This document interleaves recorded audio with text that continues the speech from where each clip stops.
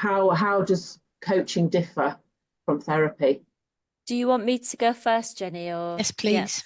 Yeah.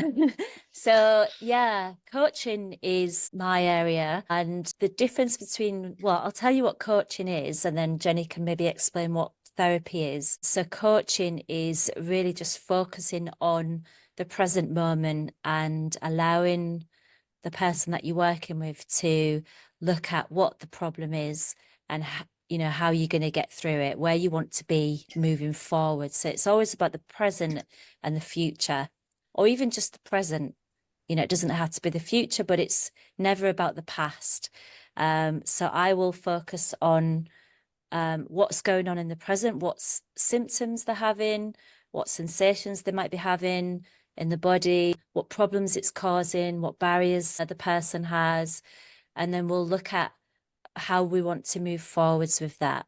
So whether that be one small step forwards, or this time next year, or just this time next week. But it really is just focusing on the now and the future. As with therapy, coaching can be, what's the right word? Not changed, but yeah, I guess changed. It can be enhanced with different models. So some of the models that I use is PQ coaching and also internal family systems coaching.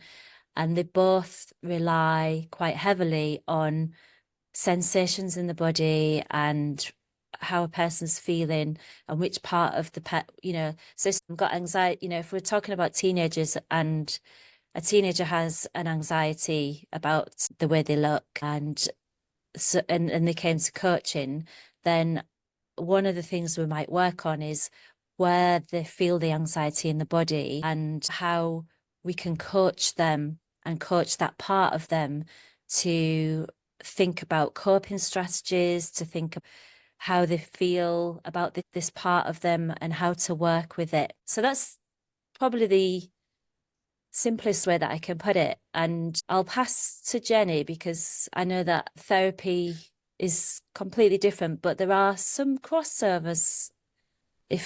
What do you think, Jenny? I believe. Well, I agree. Yeah. The world of therapy has become so broad that I'm really not qualified to talk about the many ways in which different people apply ideas behind counselling and psychotherapy. So it's really difficult to sort of pigeonhole the word therapy, counselling or psychotherapy. But so I will really just talk about my take on it. And even that I struggle with because the way I work is very much focused on the experience of the individual. So to apply a broad brush approach to telling you how I work is really quite challenging. I guess it might be helpful if I talk about an individual, sort of an imaginary individual. In some cases, I would do exactly the same sort of thing as you, Olivia. It would depend on the extent of the disturbance that the young person was experiencing. If it was something that had come about really quite recently, then I would be using many more coaching techniques and setting aside the more in-depth stuff that might come from psychotherapy. So that would be the same sort of things that you've been talking about. And I think quite a lot of the way I work is also in the sort of encouraging side of coaching that you'll be talking about. But in some cases, I think it's really useful to look at the client's history and the why. So, for example, if there have been disturbances within the family, losses, abandonment, abuse, even bullying, and I often do a timeline with my clients just to find out, how life has been, who's in the picture, and that can be really useful. It's like a shortcut to find out what's happening. So in the sessions, I would blend what's happening in the now with the relevant parts of how they can cope with their past and strategies for dealing with trauma as well. Because I think nearly everybody that experiences anxiety, that hasn't come out of nowhere. No. And a big part of my work is psychoeducation as well. So that's explaining what somebody's going through so that it doesn't feel like they're crazy. It's really understandable that you feel this way. Yeah. And that appearance concerns often step up to keep us safe. Yeah. From difficult situations. Yeah, because I remember the first time I had a panic attack years ago before I went down this journey. In fact, it was my first panic attack that sent me on a quest to find out what the hell is this? Why do I feel like I'm dying? And let me get a cure as soon as possible because I don't want that to ever happen again.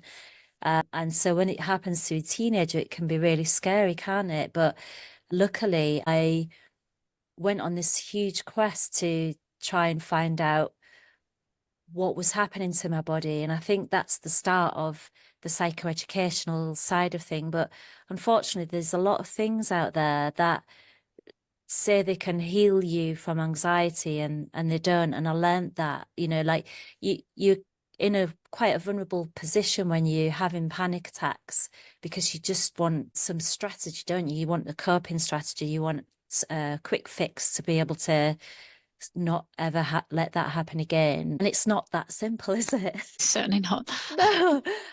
So it can take years to psychoeducational, if this is a word, psychoeducationalize yourself or another person to realize that if this is how you keep thinking, this is the result that you're going to keep getting. But, both with coaching and therapy, what I think fundamentally what we're trying to do is get the mind shifts.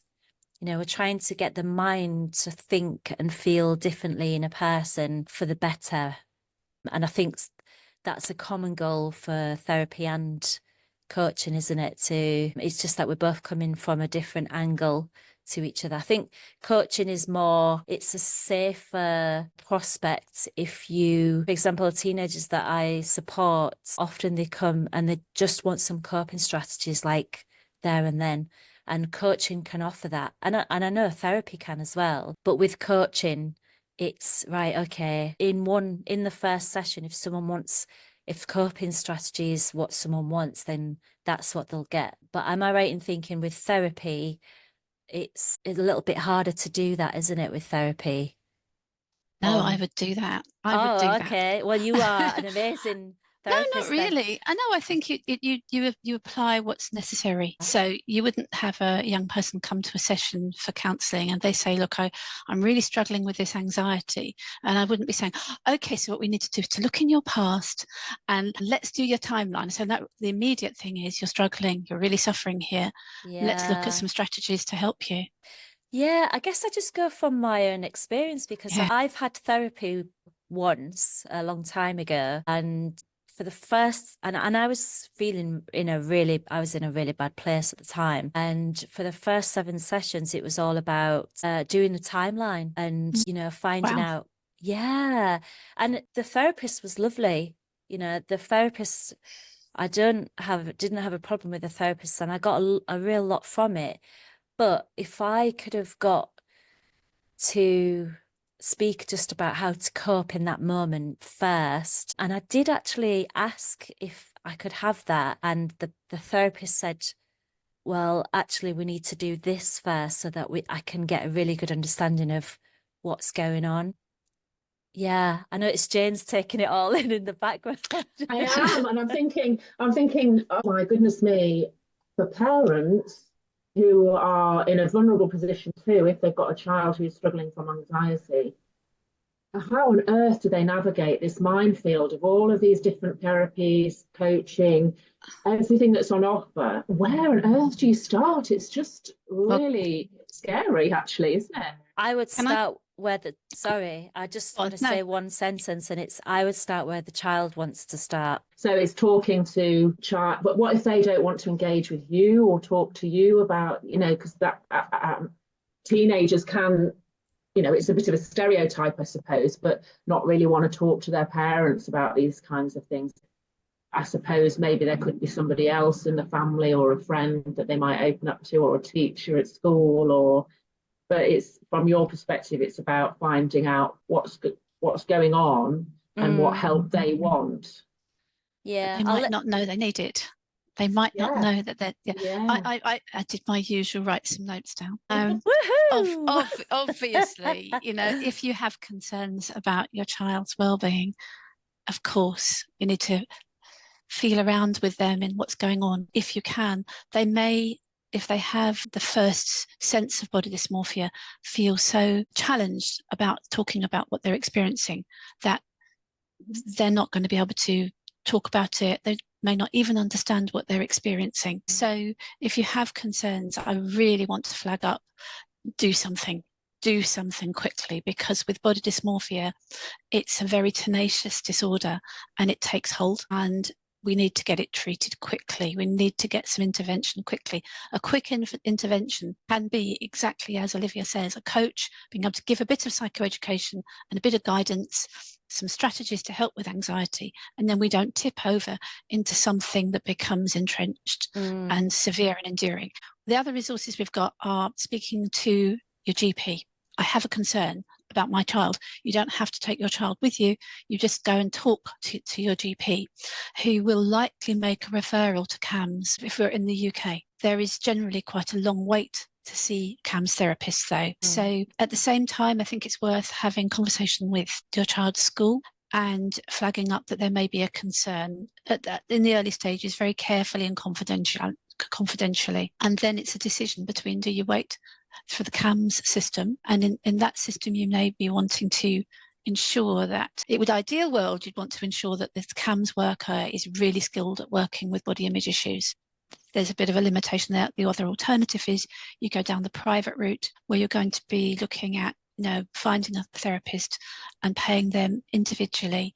If you're going to do that, then you need to really, really find the right person. The most important thing is the skill and the knowledge on the topic of the therapist or coach, and the fundamental, if you can get your young person to go and see that therapist, whether they click. Because if they don't, do not proceed. Ideally, you would want the young person to be saying, oh, I really got something out of that. I really enjoyed speaking to that person. And it's not going to be a quick process. That's the other thing. Therapists or coaches to we went find through the right one. We went through about 20 or 25. Wow. Oh gosh. Wow. Wow. Because I think a lot of parents if they got to that stage, they might just think, this is hopeless, I'm going to give up. I but think you're saying persevere. Yeah. Yes. We do have a form, an electronic form on our website at bodyimagecoach.co.uk, which is just, children, well, obviously the parent accesses the link, passes that on to the teenage child, and the child writes the answers in private. And it's not quite an assessment form, but it is a form that will give us a really good idea of what's going on with the child's thoughts and feelings around different aspects of life at school, at home, etc. And from that, if a parent did want to come to us at Body Image Coach, or they wanted to go down another private route, they could sort of play it down rather than saying, "Oh, can we go and see a therapist or a coach?"